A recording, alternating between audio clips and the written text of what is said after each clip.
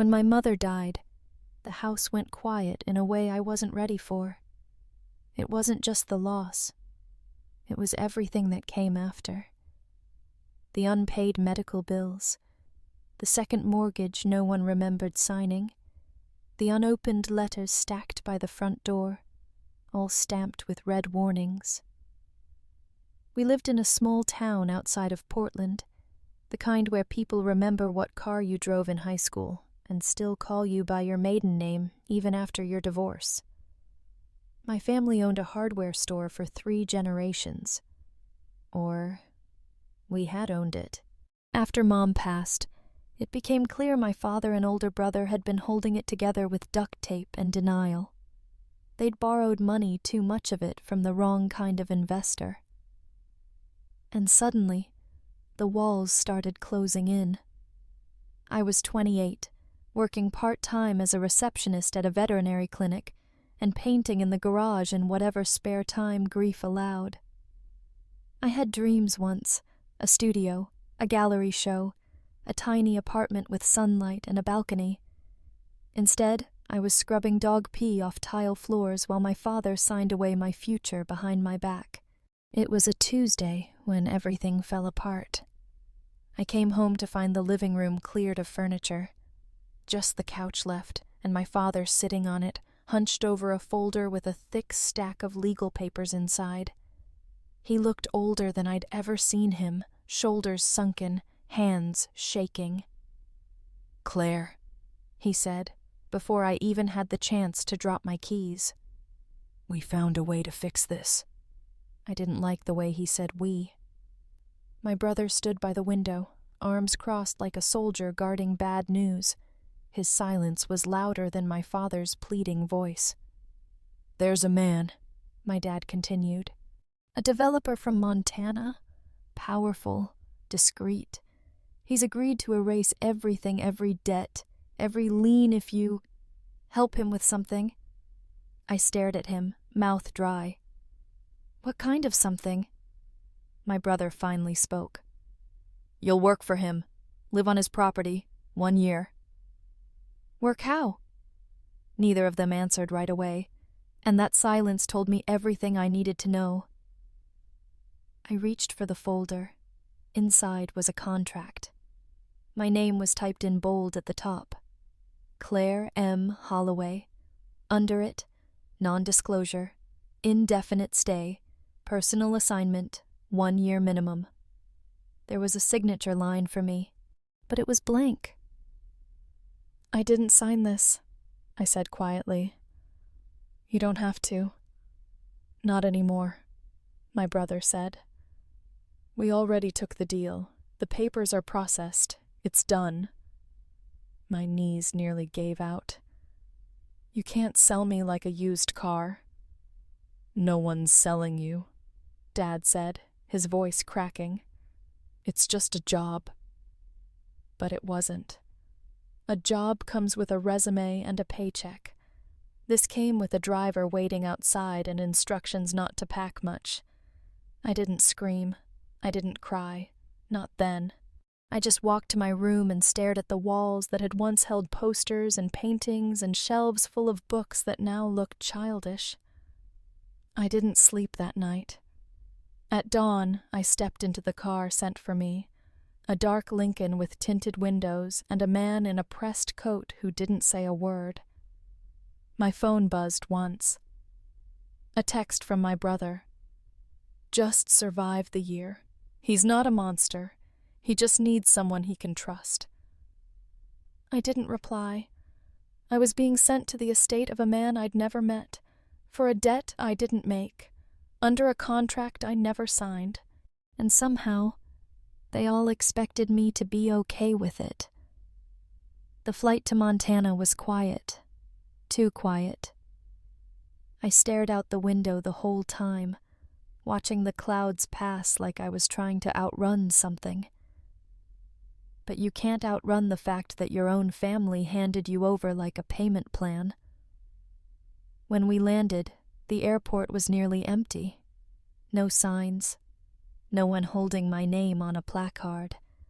just a man in a heavy black coat standing near the baggage claim, holding a phone to his ear and scanning the crowd like he had better things to do. He spotted me before I spotted him. "You're Claire," he said. It wasn't a question. I nodded, and he motioned for me to follow him without another word. No introduction, no small talk, just the sound of our footsteps echoing down the corridor as we left. Outside, a black SUV waited at the curb, engine running. He opened the back door for me, and I slid in, half expecting to see tinted bars between the front and back seats. There weren't any. But it still felt like the kind of car you don't climb into unless you're sure someone's coming to get you out. No one was. We drove for hours, past ranches and pine forests, through towns with names I'd never heard of and probably wouldn't remember. The deeper we went, the more I realized this wasn't just a job in a different state. It was a removal. Montana in winter is all gray skies and brittle trees. There's beauty in it, sure, but it's a sharp kind of beauty. The kind that doesn't care if you're lonely. Eventually, we turned off the main road onto a gravel path flanked by tall evergreens. At the end of it stood a stone house, no, a compound with thick walls, iron lanterns, and gates that groaned open like they hadn't been used in years. And that's when I saw him. He was standing on the front steps, wearing a dark sweater and slacks, his hands in his pockets, watching the SUV approach like someone waiting for a delivery, not a guest. Russell Kane, the man behind the debt. I knew his name only from the whispers around town, vague and uncomfortable. He buys land no one else can touch. He's not the kind of man you owe money to. And now I was the one being delivered to him. He didn't come down to greet me. He didn't offer a smile or extend a hand, just watched as I stepped out of the car, clutching a small duffel bag with every belonging I could fit under the airline's baggage limit. "Take her to the East Wing," he said to the man in the coat. "She'll stay there." Then he turned and walked back inside. No hello. No welcome. No explanation. It was like arriving at a prison with better landscaping. As we passed through the front doors, I noticed the silence first. No music, no voices, no warmth, just marble floors and high ceilings and the faint smell of cedar and ash. It didn't feel like a home. It felt like a facility, like somewhere you sent things to disappear. And maybe that was the point. They called it Black Ridge. Not officially, of course. On the paperwork, it was something generic, Parcel 47, Ridgeview County. But the name floated on the lips of locals like a half-remembered ghost story. And stepping inside, I understood why. The ceilings stretched high, with beams dark as coal and walls of riverstone that sucked in sound. Every step on the polished floors echoed like a warning. The air was cold, not just from the season, but from something deeper, like heat never really settled in here, no matter how high the thermostat was set. There were no family photos, no clutter, no signs that anyone actually lived here. It was clean, immaculate even, but not alive. A woman in a gray skirt suit appeared near the grand staircase. Her hair was pulled back so tightly it seemed painful, and not even her greeting came with a smile. "My name is Marion," she said. "I manage the household. You'll find the rules in your suite. Dinner is served at 7. Punctuality is expected." She didn't wait for me to respond. Just turned and walked briskly up the stairs, heels clicking like a metronome. Russell never reappeared. He'd disappeared behind a heavy oak door and hadn't looked back. As I followed Marion to the East Wing, I had one clear thought. This place wasn't built for company. It was built to keep the world out. And maybe to keep something broken inside, The east wing was warm, at least. Warmer than the rest of the house, anyway. A long hallway led to a bedroom that looked like it hadn't been touched in months, maybe years. The bed was made so tightly I could have bounced a coin off it. The curtains were thick. The window view was snow. Nothing else. On the desk sat a slim folder labeled simply House Orientation.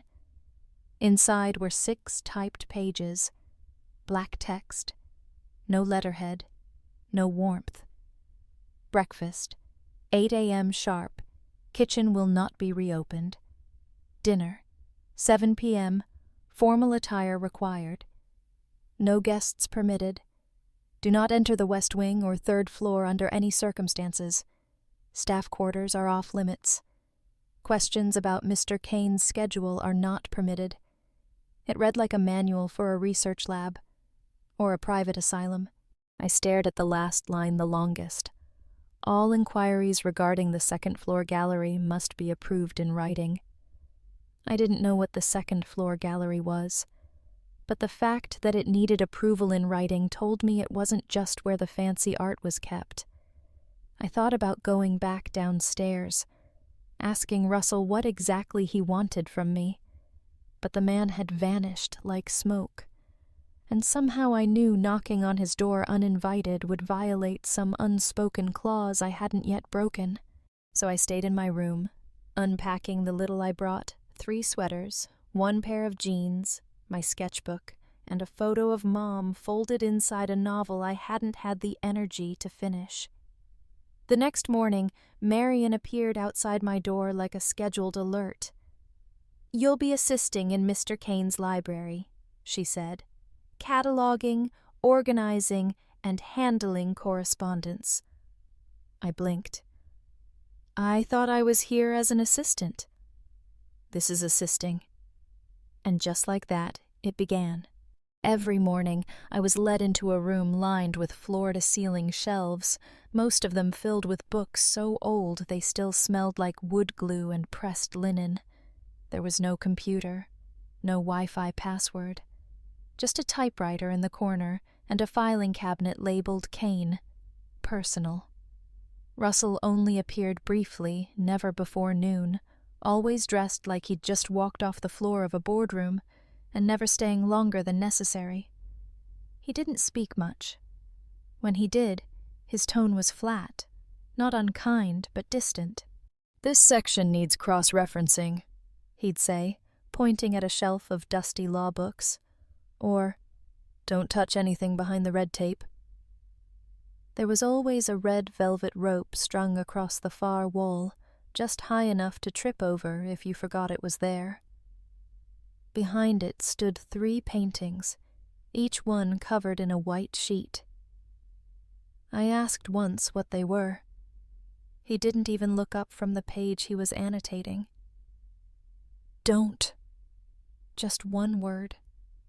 And I understood. There were things in this house that were present but not open, like grief stored in a box, neatly labeled but never unpacked. I was beginning to see that Blackridge didn't need locks on its doors.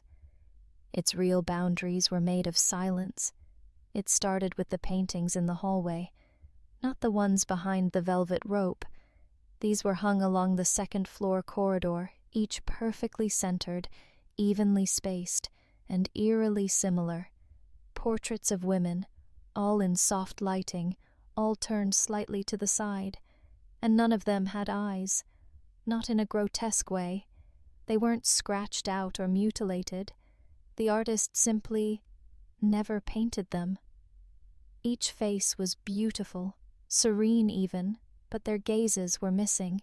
Just blank space where expression should be.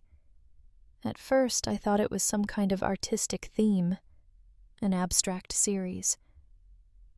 But the more I looked, the more I realized each portrait was unfinished, each woman frozen mid-existence.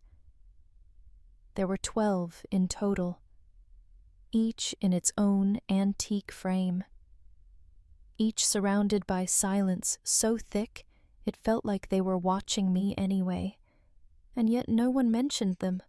Not Marion, not the 2 housekeepers I passed occasionally, not Russell, which made me want to ask even more. One afternoon, while organizing some old documents in the library, I found a folder labeled Gallery Inventory. Inside were typed descriptions of each painting, dimensions, materials, date of acquisition, but no artist names. Only initials. LC. No titles. No models identified. Just anonymous subjects staring into a void that refused to look back. I carried the file to Marion after dinner. "Who is LC?" I asked. She stiffened. It was subtle, but I noticed. Her hand froze mid-motion as she was stacking the dessert plates. "I wouldn't advise asking about that," she said. "Why?" "It's not my place to explain Mr. Kane's private history." I nodded, quietly filing that answer under definitely something important. But that name kept tugging at the edge of my mind, LC. Later that night, I took a closer look at the last portrait on the right wall. It hung slightly lower than the others. The woman in it had auburn hair pulled back in a loose bun and wore a soft cream blouse. Her expression, though eyeless, carried something heavier than the rest, a weight in her posture, a sadness in the turn of her lips. There was a small brass plaque under the frame, the only one with a name. Lena, 2015. That was the first and only time I saw that name in the house. It sounded delicate, intimate, like a word whispered, not spoken. I wondered if she was the artist or the subject. Maybe both. And I wondered, not for the last time, what had happened in 2015 that made the rest of this house feel like it had stopped breathing since. The next morning, as I walked past the portraits again, something strange happened. I felt drawn to Lena's painting like it was calling me. I stopped, leaned closer, and for a brief moment, I thought I saw something faint beneath the canvas. Not quite erased, more like covered. A light sketch, barely visible, of where the eyes should have been. 2 soft arches, a suggestion of sadness. And suddenly, it hit me. Whoever painted this had once intended to finish it, but somewhere along the way, they stopped, gave up, or couldn't bear to see her look back. That night, I couldn't sleep. I lay in bed staring at the ceiling, wondering who Lena was, wondering why no one spoke her name, why Russell lived surrounded by ghosts he refused to acknowledge, and why he brought me a stranger into this mausoleum of memory. Maybe I was just another painting he wasn't ready to finish. I hadn't drawn in weeks. Not seriously, anyway. I'd flipped through my sketchbook a few times, half-heartedly scribbled shapes, but nothing stayed on the page. Until that night. I sat by the window of my room, the snow outside falling slow and steady, like time had nowhere better to be. The lamp cast a soft glow across the paper, and without fully realizing it, I started to sketch, not the portraits in the hallway, not Lena, him, Russell Kane, but not as he appeared at dinner or in the library giving clipped instructions. I drew the version I'd caught once, just once, when he paused at the gallery door, hand hovering over the velvet rope, eyes distant like he was about to step into a memory too heavy to carry. That's the Russell I drew. His posture slightly slouched, like he forgot for a second to hold up the mask, his hands not clenched, but resting tired, his expression unreadable, but not cold, just lost. I didn't sign it, didn't date it, just quietly slid the sketch out of my notebook, folded it once, and tucked it between the pages of a book I knew he read often, The Myth of Control. It sat on the edge of his desk in the library, worn at the corners. I left it there without a word, without a note. And the next day, when I came in to work, the drawing was gone. No mention, no comment. But the velvet rope across the gallery, it was unhooked. It was close to 2 in the morning when I heard it. At first I thought I was dreaming, the kind of dream where a memory plays as sound. But when I sat up in bed, heart still, breath shallow, the melody continued. A piano. Soft, measured, minor key. It floated down the hallway like a whisper with nowhere to land. I wrapped myself in a cardigan, slid on socks, and cracked open the door. The east wing was silent, but the music grew clearer. Not a recording, not perfect. There were pauses, moments where the fingers hesitated, like they'd forgotten the next chord.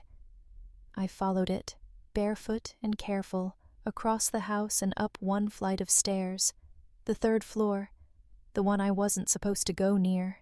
The door at the end of the hallway was cracked open just enough for light to spill through. I pressed my back to the wall, approached slowly, and peeked in. Russell sat at a grand piano mahogany, old but well cared for. He wasn't wearing his usual suit, just a soft black t-shirt and gray slacks. His hair was uncombed. His shoulders, for once, weren't squared like armor. He didn't see me. Or maybe he did and didn't care. His hands moved over the keys with the kind of familiarity that only comes from years of repetition, but the song was fragile, as if it hadn't been played in a long time, as if it hurt to remember. I didn't recognize the melody, but something about it settled deep in my chest, in the place where silence and sorrow share a room. The final notes hung in the air, suspended like dust, before fading into stillness. He sat there, unmoving, and I stood there, unsure if I'd just witnessed something I was meant to see or trespassed into something sacred. He spoke without turning. "You're not supposed to be up here." His voice wasn't sharp, just hollow. "I heard music," I said softly. He nodded once. "She used to play that, Lena." That was the first time he said her name. And suddenly the house felt different. Not colder, not warmer, just awake. I should have turned back. That would have been the respectful thing to do, the safe thing. But something about the way he said her name, quiet, almost reverent, made me step through the doorway instead. The room was nothing like the rest of the house. The 3rd floor, I'd imagined, would be as cold and polished as everything else, sterile, protected, off limits. But this space, it was lived in, or had been, once. The walls were lined with books and sheet music. There was a rocking chair near the window, worn at the arms. A wool blanket folded over the back, as if someone meant to return for it. A framed photo on the piano's edge caught my eye. A woman.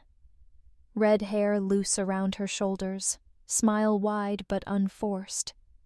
She was standing in a field, one hand resting on the curve of her belly. Pregnant. The sun behind her turned her hair to fire. "She was 32, Russell said, still seated at the piano. "Due in February." I didn't speak. I couldn't. "She hated winter," he added. "Said it made the world forget it used to bloom." I walked slowly toward the photo, stopping just before I could touch it. "She was beautiful," I said. "She was loud," he replied. "Opinionated. She'd paint with the windows open, even when it snowed. I glanced around. The paintings lining the room were different from the ones in the gallery. These weren't portraits. They were messy, abstract, bursts of color and rage and joy. There was life in them. "You kept all of this," I said. He looked up at me then.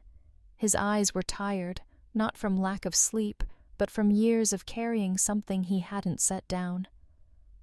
"I tried not to," he said. "Tried to box it up, donate it, burn it, but every time I stopped myself." "Why?" "Because it's all I have left of her." There was no anger in his voice, no bitterness, just fatigue.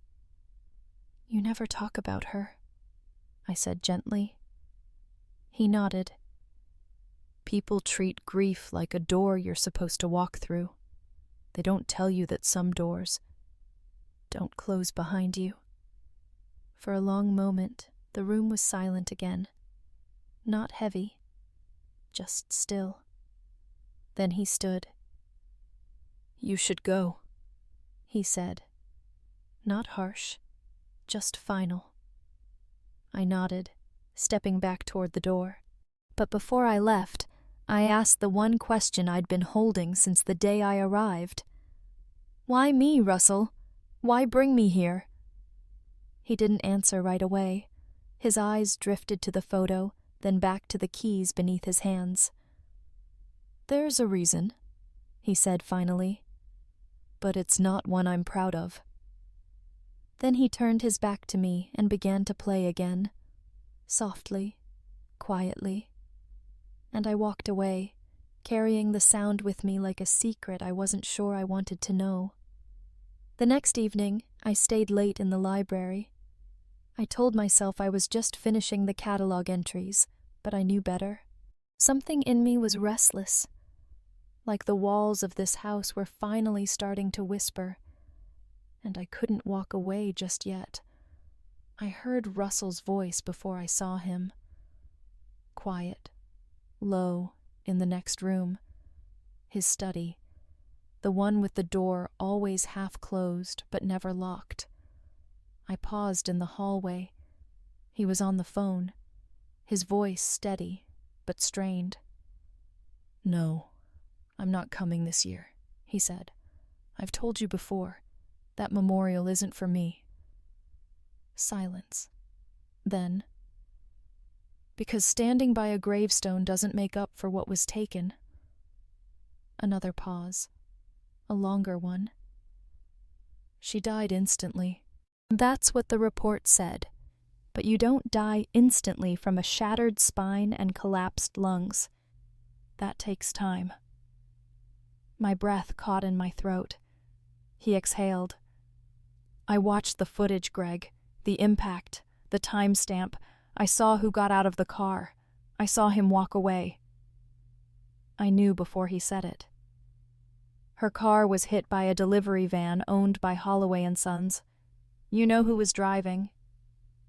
My family's name hit the air like a crack of thunder. My stomach dropped. "And the worst part?" he added. "They covered it up, said he wasn't working that day, paid off a witness. The driver never faced charges. My lawyer told me to let it go, said there was no case, but I never forgot." I stepped back, heart pounding in my chest. "I bought the debt because I needed them to feel it," he said. "Even if just one of them." I didn't wait to hear more. I returned to my room, shut the door behind me, and leaned against it like it was the only thing holding me up. My brother, the debt, me. It all made a cruel, perfect kind of sense. Russell hadn't chosen me for my skill or my silence. He chose me because my last name was a scar he never stopped touching. And now I was the living embodiment of everything he couldn't let go. I packed in silence. No note, no confrontation, just jeans, 2 sweaters, and my sketchbook. I left the rest behind like it didn't belong to me anymore. Maybe it never did. It was just past midnight when I slipped out through the side entrance near the conservatory. The sky was dark, thick with clouds that had been threatening all evening. But I didn't care. I needed to get out, to breathe, to stop feeling like a pawn in someone else's grief. The gravel path that led through the woods to the back gate was barely visible under the falling snow. I moved fast, heart thudding against my ribs, hands numb even through my gloves. I didn't have a car, didn't have a plan, but I had to go. And then the storm hit. Not a gentle flurry, not the romantic kind of snowfall you see in holiday movies. This was wind that howled like it had teeth. Snow fell sideways. The trees groaned. Visibility dropped so fast it felt like the world was swallowing itself. I stumbled, slipped, caught myself on a frozen branch, and realized I was already off the path. Panic flared in my chest. That's when I saw it. A faint light in the distance, a flicker. Small and steady, I turned toward it like it was oxygen. It was the old hunting cabin, tucked into the edge of the forest. I'd seen it once through a window. Never been inside. I pushed the door open, lungs burning, face raw from the cold. And there he was, Russell, sitting by a fireplace, stoking dying embers, a wool blanket around his shoulders like it was part of his skin. He didn't look surprised. He didn't look angry. He just looked tired. "You weren't going to make it far," he said, without looking up. I stood frozen, snow melting off my sleeves, silence thick between us. "I needed to leave," I whispered. "I know." "Then why are you here?" He finally turned toward me. "Because I thought you might try." And just like that, the cabin became a place neither of us had planned to be, but maybe exactly where we both belonged. For now. The fire cracked, and neither of us spoke. Outside, the storm raged like it was trying to erase everything in its path. But inside that old cabin, time slowed. Or maybe it just decided we weren't worth rushing anymore. Russell handed me a mug black coffee, strong and unsweetened. I hated it, but I drank it anyway. The warmth mattered more than the taste. There was a small loaf of bread, some jerky, a tin of apples preserved in syrup. Nothing fancy. But we ate like it was sacred, like sharing food meant something. He passed me a book after dinner, The Wind-Up Bird Chronicle. The spine cracked when I opened it. Well read, well kept. "She liked that one," he said, eyes not meeting mine. "Lena?" A pause, then softly, "Yeah." I nodded, turning to page 1. I didn't ask more. Not because I wasn't curious, but because something about the quiet between us felt fuller than any explanation would. We took turns reading out loud. He had a steady voice, measured, like he was translating thought instead of sound. I read slower, letting the words unfold one at a time. Some chapters we didn't even finish, we just let them hang. Eventually, I curled up on the old couch, blanket around my shoulders, sketchbook on my knees. I didn't draw him. Didn't draw her. Just lines, shapes, movement. Like trying to draw the stillness itself. Russell sat across from me, legs stretched out, eyes half closed but alert. He didn't look like a billionaire, or a man built from steel and silence. He looked like someone remembering how to rest. At some point, I broke the quiet. "You always come here when it storms?" "Only when I can't think straight." "Does it help?" He thought for a moment. Then, sometimes the noise outside quiets the noise inside. I understood that more than I wanted to admit. The wind rattled the window, and we both looked toward it at the same time. For a moment, we weren't boss and employee, not debt and collateral. Just two people who didn't ask to be here, but weren't sure they wanted to leave. The storm kept us in that cabin for another full day. No cell signal, no agenda, no clock telling us what came next. We cooked soup over the fire, argued gently over books and music, and sat through long spells of silence that never once felt uncomfortable. Not once did he ask why I tried to run. Not once did I ask why he followed. Somewhere between the second and third pot of coffee, I realized something strange. For the first time since arriving at Black Ridge, I wasn't scared. I wasn't happy either, not exactly, but I wasn't bracing for something to break. And that, in its own quiet way, felt like a beginning. The snow finally stopped sometime after midnight. The cabin had grown quiet again. No more pages turning, no more firewood to feed. Just the soft creak of old beams settling into the cold. Russell stood by the window, looking out into the dark. I stayed on the couch, legs tucked beneath me, pretending to read but not seeing a single word. "I used to think anger was cleaner than grief," he said, breaking the silence. I looked up. He didn't turn around. "It gave me something to hold, something sharp, something that felt like control." His voice wasn't shaky, just stripped down. "After Lena died," he continued, "I didn't want comfort. I wanted symmetry. I wanted pain to balance pain. When I saw your brother's name on the loan papers, it felt like the universe handed me a rope." He turned then, met my eyes. "I didn't know anything about you. Didn't care to." I didn't speak, just waited. "But then you walked into that house, and you didn't flinch. You didn't pander. You didn't pretend not to notice how broken it all was.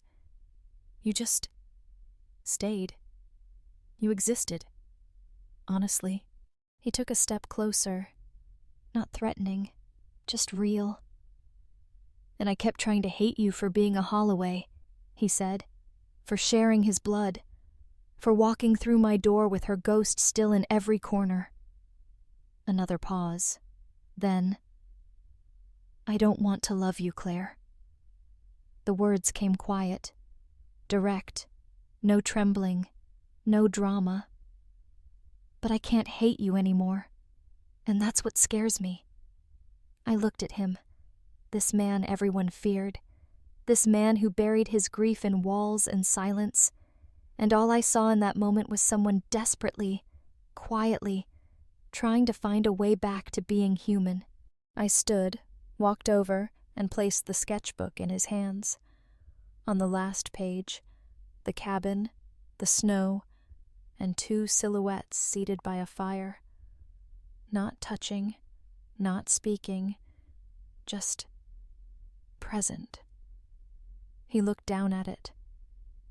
And for the first time since I arrived, I saw his shoulders fall, not from exhaustion, but from release. Not forgiveness, but something close. The day after the storm, the house looked different. Not physically. Nothing had moved. But something in the air had shifted, like dust that finally settled after floating too long. I didn't speak to Russell that morning. He gave me space. Or maybe I gave it to him. Instead, I returned to the gallery on the second floor. 12 portraits, 12 eyeless women, and the final one, Lena at the end, still watching without watching. I stood there for a long time. Then I went back to my room, closed the door, and laid out my sketching tools. I didn't plan what I was going to do, didn't measure, didn't grid. I just started. Her face came back to me easily.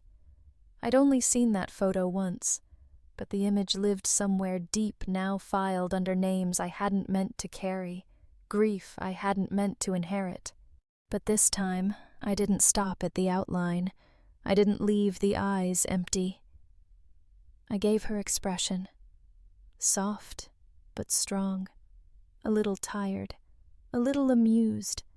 Like she knew something the world didn't. The kind of look that stays with you long after the room empties. I painted light around her. Let her red hair glow. Let the sky behind her crack with the first breath of morning. I didn't paint her pregnant. I painted her present. Finished. Whole. It took 3 days. No one asked where I was. No one interrupted. When I was done, I didn't sign it. I wrapped the canvas in linen, carried it upstairs, and walked into the 3rd-floor gallery, the one Russell had finally unroped but never touched. The space was still, the kind of stillness that asks for reverence. I hung the painting dead center, not on the edges like the others, not hidden at the end of the line, but right there, where the eye couldn't avoid it. I stepped back and looked at her. Really looked. And she looked back. This wasn't a ghost anymore. This was a woman remembered not as tragedy, but as light. I didn't wait for Russell to find it. I didn't need him to. But that night, as I passed the gallery on my way to bed, I saw him standing there in the dark hands in his pockets, eyes locked on her face. He didn't move, didn't blink, just stood, silent. And in that silence, I understood something that didn't need to be said. Grief never leaves, but it can change shape. And sometimes, it starts with a picture, finally finished. The next morning, I found him still there. Same clothes, same stillness, same eyes fixed on the painting like they'd forgotten how to look away. I didn't mean to interrupt. I came for tea, for quiet. But when I passed the gallery, something made me stop. He didn't acknowledge me at first, just kept staring at her. "I thought I forgot her face," he said, barely above a whisper. "Turns out, I just stopped looking." I stepped inside, quietly, slowly, not to disturb, but to share the weight of whatever was breaking open. "I didn't want to finish her painting," he said, "because finishing it meant admitting it was over, that she wasn't coming back." His voice cracked, not like glass, but like old wood-worn, weathered, finally splitting under time.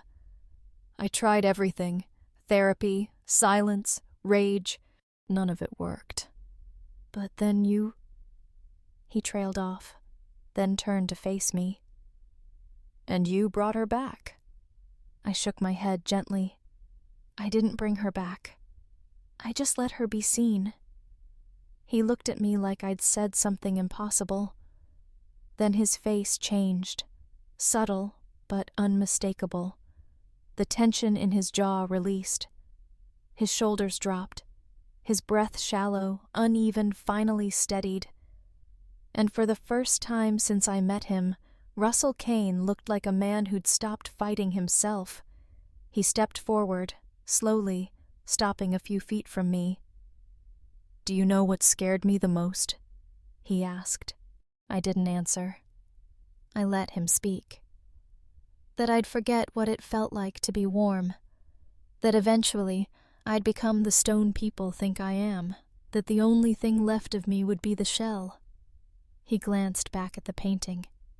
"She reminded me who I used to be. But you—" His eyes met mine. "You reminded me I'm still here." There was nothing romantic in his voice. No music, no dramatic tilt of the head. Just honesty, raw and stripped down. "I don't know what this is between us," he said. "But it's real, and it's mine. Not Lena's, not Grief's. Mine." For a moment, neither of us moved. Then I stepped forward, just enough for him to see that I wasn't afraid. "I never wanted to replace her," I said. "I know. I just wanted to be seen, too." "You are," he whispered. "You are." And in that gallery, surrounded by half-finished ghosts, something shifted. Not loud, not sudden, just real. A man softened. A wound breathed. A silence ended. The house didn't change after that morning. No dramatic music, no lights flickering, just a quiet that felt cleaner somehow, like something had been aired out after too long sealed away. We didn't speak much the rest of the day. We didn't have to. The silence between us had shifted from tension to peace, from weight to breath. That evening, after dinner, I found him in the conservatory. He was watering a half-dead fern I didn't even realize was still alive. I leaned against the doorway, watching him fuss over the soil like it mattered more than anything else in the world. "You always do that?" I asked. He looked up, a half-smile tugging at the corner of his mouth. "Only when I'm trying to keep something from dying." I walked over, slow, unhurried. We stood in that little room of green things and late winter light, the snow outside melting into slush. "I used to think if I let anyone close," he said, "I'd be betraying her." My voice was soft. "And now?" "Now I think maybe she'd want me to come back to the living." The words settled between us. Not heavy, just true. And then, without asking, without ceremony, he reached out, not to pull or possess, just to touch. His hand brushed my cheek like he wasn't sure I was real. And I leaned in, not because I owed him anything, not because the story demanded it, but because in that moment there were no ghosts, no debts, no grief hanging between our mouths, just warmth, just now, just a kiss, slow, still, undeniably alive. It didn't happen all at once. There was no sudden bloom, no explosion of change. Just small things, almost unnoticeable if you weren't paying attention. But I was. It started with flowers. Not fancy bouquets, just wild ones. Plucked from the edge of the property, arranged loosely in old jars and set quietly on windowsills. Some of them leaned too far, some wilted by morning. But they were there. Then came the music, soft jazz from the old radio in the kitchen. Sometimes classical. Once, strangely, Motown. The cook, Margaret, hummed along, and for the first time I heard her laugh. Not loud, not showy, just a quick chuckle that disappeared almost as soon as it came. But it echoed. A week later, I noticed the paintings. The 12 eyeless portraits? Gone. Replaced by open wall space, a few mirrors, and 1 or 2 landscapes that Lena must have painted before her style turned to storms. When I asked Marion where the old ones went, she simply said, "Storage, at his request." She didn't need to say whose. But the biggest change? Russell started cooking. Not just heating up leftovers, actual cooking. He'd show up in the kitchen before breakfast, sleeves rolled, apron on, trying to recreate a recipe he half remembered from his mother. Half the time it came out wrong. The other half, it was perfect. Always, it was real. He left notes now, too. Little ones. Folded on the corner of my desk, tucked into books, sometimes slid under my door. Don't forget to try the pear tart. It actually set this time. Library window fixed. You can sketch there again. I left you more charcoal pencils. Yours are worn to dust. None of it was grand. None of it demanded anything in return. But every gesture said the same thing. I see you. You belong. This house is not closed anymore. One morning I woke early and found him sitting on the back porch, watching the mist lift from the trees. He looked over as I approached. No smile, no words, just a nod. And that was enough. Because sometimes healing isn't loud.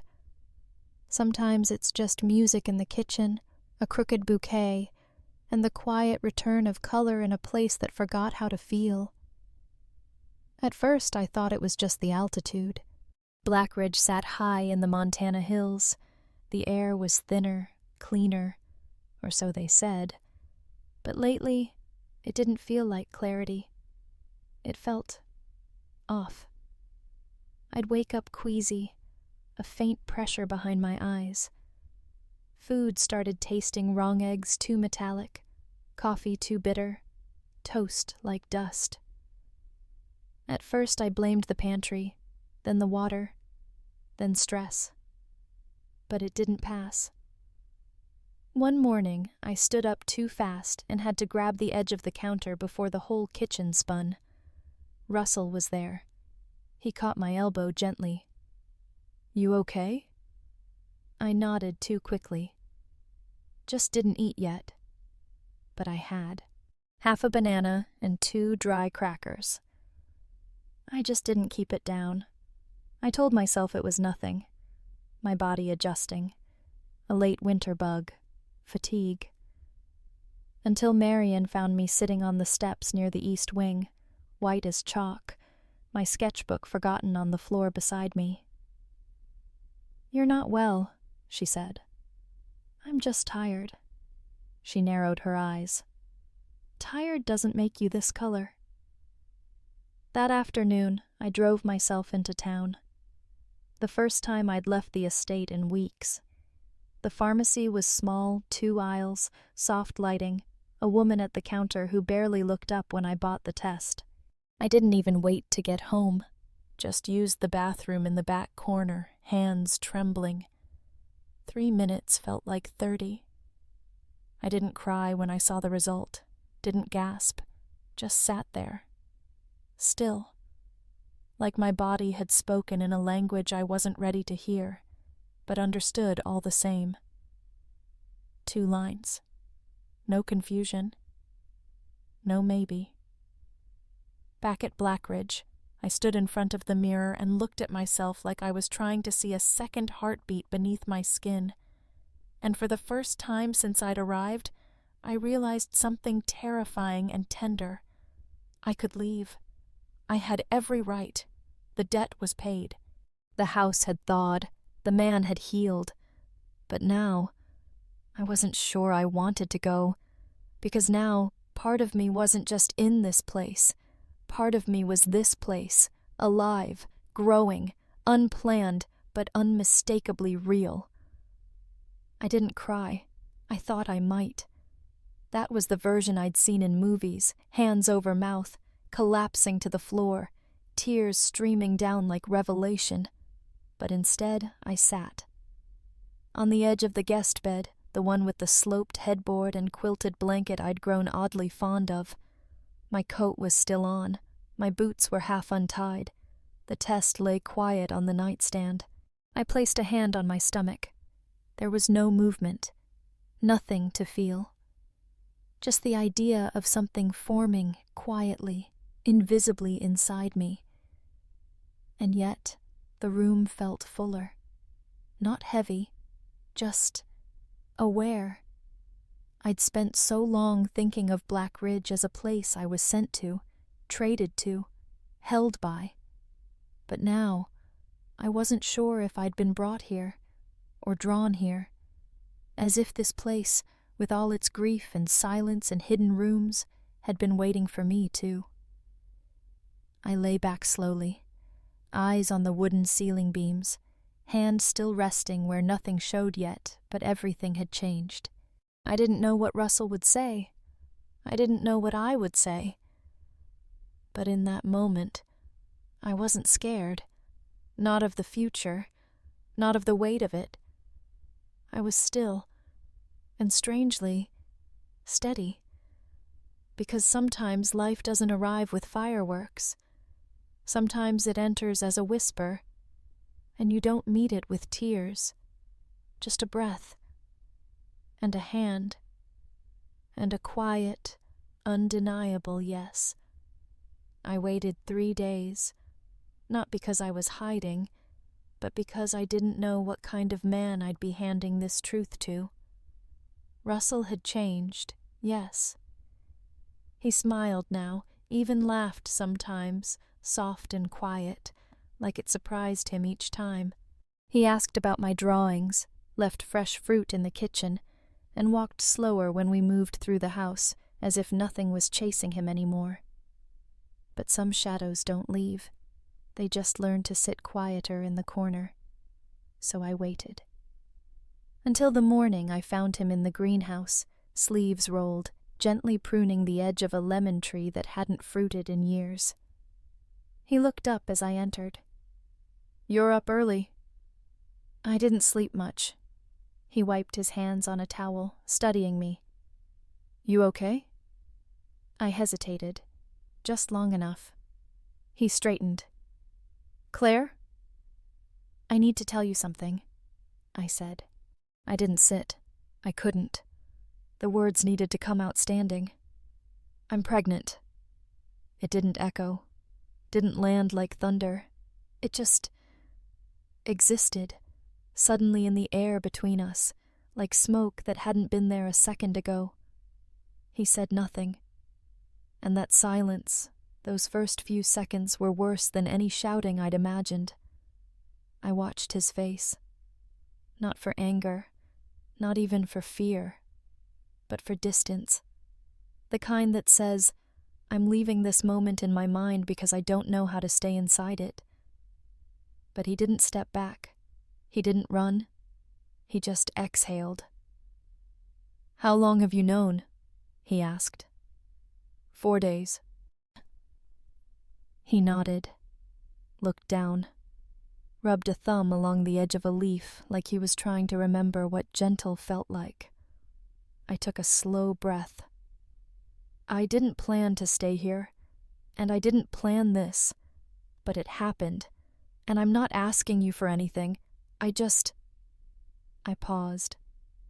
I just thought you deserved to know. Another breath, deeper this time. He looked up at me again. His eyes didn't narrow, didn't harden, they softened. "I don't deserve anything from you," he said, voice low. "And I won't pretend to know what this means for you. But you told me." He stepped forward, slow and sure. "And that means something." I didn't cry. He didn't reach for me. But we stood in that greenhouse, with broken soil and patient roots, and somehow the truth fit. Not clean, not easy, but real. Russell didn't speak for a long time. After I told him, after he stepped closer, he just walked. Not away, not out. Just in circles, small, thoughtful ones inside the greenhouse. Past the lemon tree, along the row of brittle herbs, back toward the door, then again. Like his body needed motion to carry the weight his mind couldn't yet place. I didn't stop him. I didn't fill the silence. Because for once, it wasn't awkward. It was reverent. He paused near the cracked window pane, hand resting lightly on the sill. The sunlight poured through in angled gold, catching the dust in the air. And then he turned, walked back toward me, step by slow step, not like a man rushing into fatherhood, but like someone walking toward a truth they never thought they'd touch again. He stopped just in front of me, didn't say a word, just looked into my face, not searching for permission, but asking without asking. And then his hand lifted, cautious, open. It hovered for a breath. Then gently, barely there, he placed it on my lower stomach, like the space itself had meaning, like the life inside wasn't just a surprise, but a miracle he didn't dare claim yet. His eyes never left mine, and in them I didn't see panic, not fear, just a deep, aching stillness. A man trying to believe this wasn't some strange dream he'd wake from. When he finally spoke, his voice was raw and quiet. "Spring doesn't come here." I nodded. "I know." He glanced at the glass above. "Not really, not the way it used to." And then, softer, "But maybe this time it won't ask permission." I placed my hand over his, and for the first time we stood not as strangers, not as memory and collateral, but as something new, uncertain, unscripted, but wholly alive. We were still standing there, his hand under mine, the glass house around us quiet like a church no longer used but still respected, when he finally spoke again. Not rushed, not planned, just true. "Claire," he said, "you weren't sold to me." His voice didn't shake. It didn't have to. "You were sent here to save me." For a second, the words didn't land. They hung in the air like mist, soft, suspended, waiting to be believed. I pulled back slightly, just enough to see his face.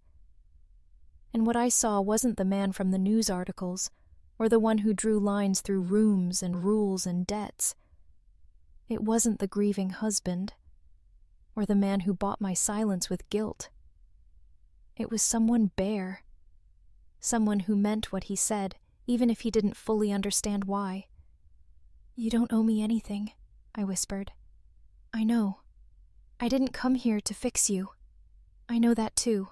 He looked down, hand still resting gently against me. Now not just touching, but holding.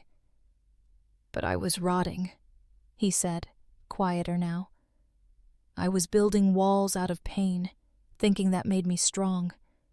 Then you walked in, quiet, unimpressed, unafraid, and I remembered what breath feels like. I didn't have an answer, not one that would make it easier, not one that would undo what brought me here. But I stayed, because this man who once treated grief like war had just chosen vulnerability over control, and that meant more than any apology ever could. I leaned in, forehead gently touching his. "You weren't the only one saved," I said. Outside, the trees were still bare, but something inside us had already begun to bloom. It happened in April, the kind of April Montana rarely offered. Soft skies, shy sunlight, and the first hint of green rising from the stubborn earth. I'd been timing the contractions since just past midnight, refusing to panic, refusing, too, to pretend I wasn't scared. Russell had been calm, too calm, really, until he dropped the coffee mug at 4 a.m. and said, "Okay, now I believe it's happening." We never made it to the hospital. The road was washed out from a late frost melt, and the nearest clinic was 45 minutes down a winding 2-lane. Marion called the midwife, an older woman from town who arrived with quiet hands and a voice made of flannel. The rest was blur and breath. Pain? Yes, but also focus. Fierce and ancient. Russell stayed beside me the whole time. Didn't flinch. Didn't try to take the pain away. Just held my hand when I asked him to, and held his breath when I screamed. And then, a cry. Not loud, but sharp, clear. The kind that cuts through every layer of who you were before it, and makes something new of you without asking. The midwife placed him in my arms. Small, warm, angry, already. Russell leaned in, eyes wide in that stunned, fragile way only new fathers ever have. Is he okay? He's perfect, the midwife whispered. We didn't speak for a long time. The baby read, wrinkled, fierce blinked once, then closed his eyes again, as if he'd seen enough for one day. I looked at Russell, waiting for him to ask. He didn't. He simply said, "His name is Eli." Eli? I repeated. It means light, he said. That's what he is. I couldn't argue, wouldn't even try, because he was right. Not just the baby, this whole moment, this entire life that shouldn't have happened but did anyway, like spring in a place where everyone had stopped believing in seasons. Outside the window, the wind moved through the trees without malice.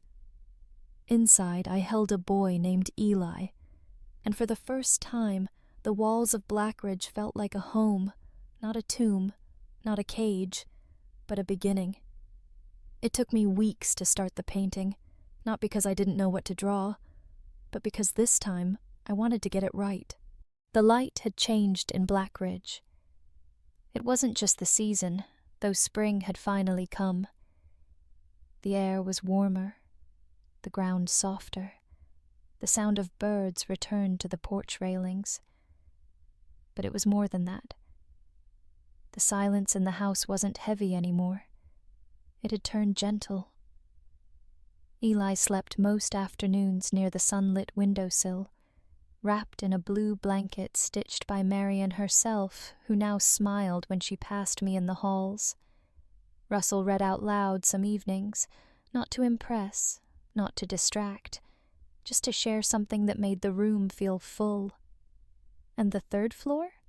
It stayed open. The eyeless portraits never returned. Instead, I began something new. Slowly, quietly, each brushstroke more certain than the last. 3 figures, 1 canvas, no ghosts. I painted Russell first, not the old version, the one hidden behind tailored suits and polished grief, but the man I'd come to know. Sleeves rolled, hair a little out of place, the faintest crease of peace near his eyes. Then myself, sitting, slightly turned, hand resting in his. No shadows, no borrowed weight, just presence. And between us, Eli. Tiny, swaddled, eyes wide open, curious, awake. The kind of gaze that doesn't know loss yet, that only sees beginnings. When I was done, I hung the painting on the first floor. Not in the gallery, not hidden, but in the main hallway, just across from the front door. So anyone who entered would see it first. A portrait of 3 people. None missing. None erased. Every eye intact. Russell found me staring at it one afternoon. He didn't say anything, just stood beside me, his pinky brushing mine. After a moment, he spoke, quiet, like a prayer whispered without needing to be answered. "This house was never haunted," he said. I looked at him. It was just waiting. Waiting to be filled, to be seen, to be chosen. And now, it was. Eli stirred in the sling across my chest, let out a soft sigh. I kissed the top of his head, and for the first time, truly understood what it meant to belong to a place, not because you were bought or bound, but because you had become part of its story. And it, part of yours. Blackridge didn't feel cold anymore. It had breath. It had warmth. It had eyes that no longer looked backward, and a future that no longer felt like winter. I never thought I'd stay this long. When I first arrived at Blackridge, I didn't even unpack fully. I kept my bag half-zipped, like I might bolt any moment. Like permanence was a luxury I hadn't earned.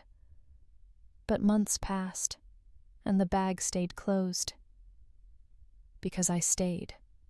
Not out of obligation. Not because the debt was gone, but because something else took root. I walk the halls now with Eli in my arms, and I don't count the hours. I don't flinch when the wind taps the window. I don't look for a way out. Russell meets my gaze in the morning with ease. He's not a new man, but he's no longer a closed one. We still carry our scars.